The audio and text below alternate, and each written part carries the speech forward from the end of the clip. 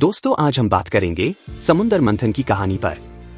आपने समुद्र मंथन वाली कहानी तो सुनी होगी, लेकिन क्या आप जानते हैं कि इस कहानी की प्रेरणा बौद्ध महायान और वज्रायन शाखा के अवशेषों से मिली है। बैंकॉक के एयरपोर्ट पर भी आपने इस घटना का एक बड़े रूप में देखा होगा, जिसे भ्रमवादी इस घटना को हिंदू धर्म से जोड़कर बताते हैं। उसी तरह कैम्बोडिया के अंगकोर वाट की मंदिर वास्तुकला और उसमें भी आपको इस घटना के साक्ष्य मिल जाएंगे, जिसे देखकर भ्रमवादी फूले नहीं समाते। ऐसा इसलिए है क्योंकि भ्रमवादियों ने कभी बौद्ध महायान और वज्रायन के बारे में कुछ पढ़ा ही नहीं, पढ़ी है तो केवल काल्पनिक कथा कहानियां। बौद्ध महायान में समुद्र मंथन की कहानी लोगों को समझाने के लिए कही जाती थी, जिसे अंग्रेजी भाषा में पैराबल्स भी कहते हैं, जबकि भ्रमवादी इस काल्पनिक कहानी को एक सच्चाई मानकर जिए जा रहे हैं।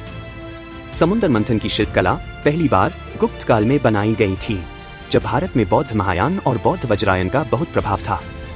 बौद्ध धर्म में समुद्र मंथन की कहानी में समुद्र को एक संसार के रूप में दिखाया जाता है, असुरों को बुराई और देवताओं को अच्छाई से जोड़कर दिखाया जाता है। लेकिन भ्रमवादियों की कहानी में धोखाधड़ी, चालाकी से कुछ प्राप्त करने को जस्टिफाई किया जाता है और ये बताया जाता है कि कभी भारत में ऐसा हुआ था। लेकिन भ्रमवादियों की समुद्र मंथन से जुदा ना तो किसी शिव, विष्णु या ब्रह्मा का कोई भी ऐतिहासिक प्रमाण नहीं मिलता, क्योंकि कहानियों के प्रमाण नहीं होते। अगर होते तो स्पाइडरमैन, बैटमैन और सुपरमैन के भी प्रमाण मिल ही जाते। इसके अलावा भ्रमवादियों के किसी भी ग्रंथ में शिल्पकारी, चित्रकला या मंदिर निर्माण जैसे कार्यों को नीच माना जाता है। यहाँ तक के समुद्र को पार करना भी अशुभ माना जाता था। तो फिर भ्रमवादी बौद्ध विरासत को अपना कैसे बताते हैं?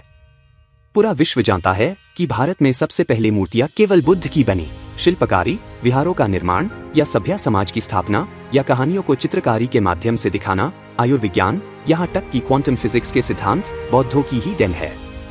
यहाँ तक कि इस्लाम धर्म में मस्जिद का निर्माण भी बौद्ध स्तूपों को ध्यान में रखकर ही किया गया, क्योंकि गोल गुंबद का आकार की कला भी बौद्ध वास्तुकला से प्रेरित है। बुद्ध का प्रभाव इतना प्रबल रहा है कि चीनी यात्री हुआंगजांग, फैयान और इत्सिंग ने भी अपने यात्रा विवरण में यही बताई है कि बौद्ध धाम और बौद्ध विहारों के अलावा उन्हें कुछ और नहीं दिखा, और ये सब भारत में बुद्ध के कारण ही यहाँ पढ़ने लिखने आए थे। समुद्र मंथन की ये कहानी केवल एक काल्पनिक कहानी है, जिसे सच बताने के लिए भ्रमवादी आज भी प्रयास में लगे हैं, क्योंकि ऐतिहासिक तथ्यों के अनुसार न तो कृष्ण का, न ही शिव का या परशुराम का या चाणक्य का कोई प्रमाण मिला। उसी तरह समुद्र मंथन भी इन्हीं कहानियों का एक किस्सा है। बुद्ध भारत का ऐतिहासिक सत्य है और प्रमाणित इतिहास भी। उम्मीद है आपको अब समुद्र मंथन के इतिहास पर ये जानकारी अच्छी लगी होगी।